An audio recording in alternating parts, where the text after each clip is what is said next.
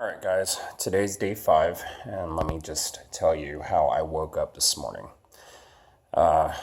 When I woke up, I actually went to bed at about 8 o'clock, which has been about normal every day. Normal time for me to wake up is normally about 1:30, 2 o'clock in the morning, which still kind of sucks, but it is what it is. Being off this medication is more important, and it's detrimental to the rest of my life. So, obviously, this is the most important thing, and that's to get sober.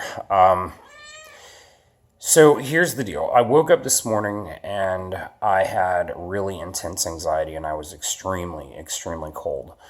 One thing that I wanted to touch on yesterday, and I'm going to touch on right now because it has to do with Imodium. This isn't my first rodeo, guys. With the pain medication, I had a car accident like 15 years ago that did a lot of damage to my neck. And so basically for 15 years, I've been struggling on and off with pain medication. As you all know, it doesn't take much, and pain medication is not discriminating when it comes to people. It's not. Anybody can become addicted. It doesn't matter who you are. It doesn't matter what kind of background you come from. You could be a doctor or a lawyer and have gone to the best schools, and pain medication can take you down just as easily as it did almost take me down. I'm lucky that I have a good support system. I'm married, and thank God for my partner, because without that support, I don't think that this would have been possible. But the loperamide, and let me just talk about this. I don't want to ramble, but loperamide is dangerous, guys. And what I mean by dangerous is the fact that loperamide is basically an opioid. It does not cross the blood-brain barrier. However, what it's doing when you're taking it, especially going through this process, is you're basically feeding your opioid receptors in your digestive tract. And trust me, there are a lot of opioid receptors in your digestive tract. I kind of touched on this yesterday. It's very addictive.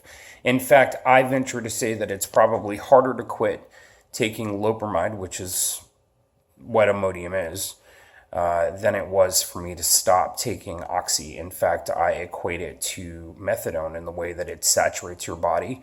And it can become addictive very, very quickly because, again, all of us are looking for ways to lessen the pain of this, and because the pain sucks.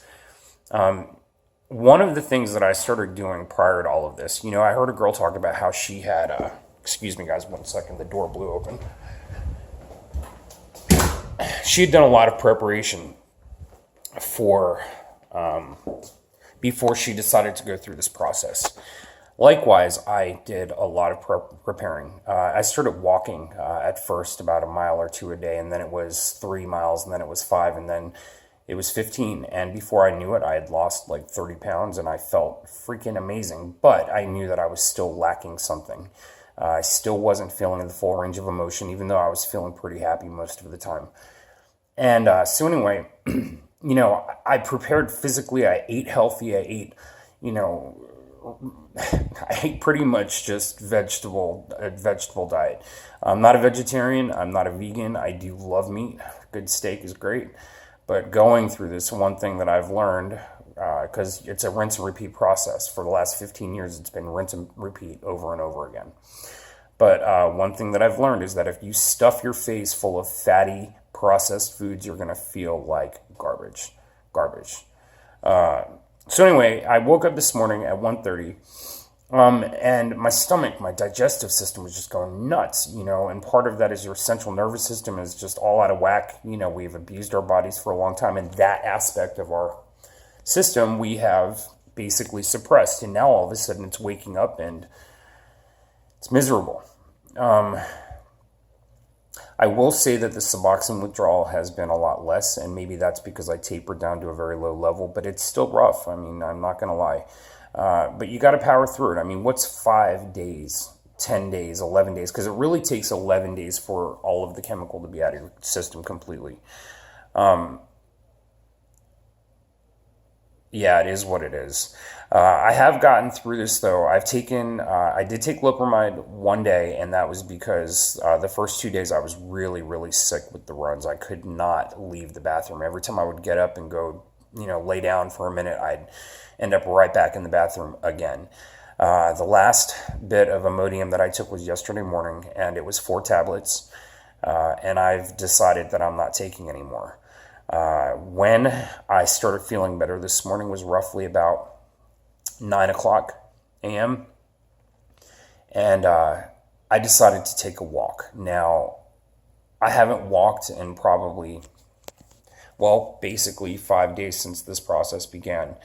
And when I was leaving the house, I felt like garbage. Like mentally, I felt foggy and I felt a lot of anxiety, and my legs were kicking and my arms were kicking and I was freezing. I just could not get warm.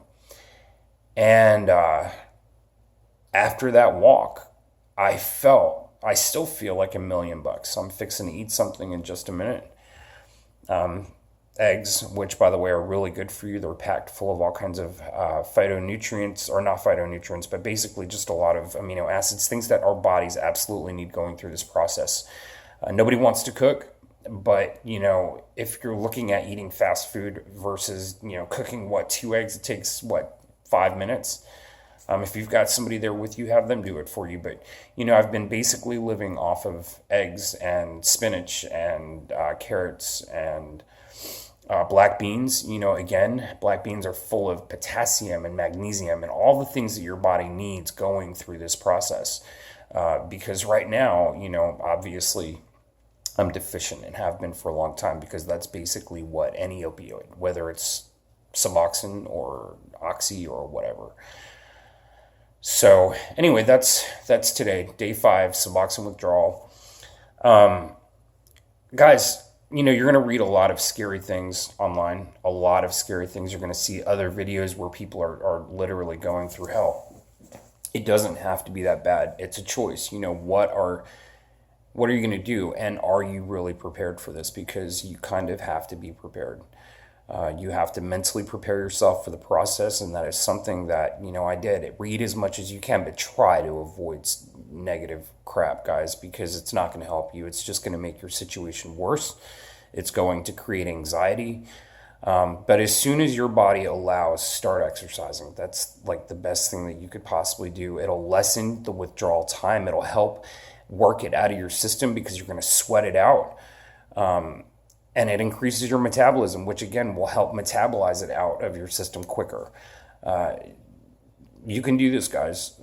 Day 5, I have no unrealistic expectations. I know that this is just the first part of this. This is the acute stage, and then comes the post-acute. And I'm hoping to kind of curb a lot of that because, again, walking 15 miles a day, that definitely increases your endorphins. So anyway, good luck, everybody. And if you have any questions, feel free to leave them in the comments.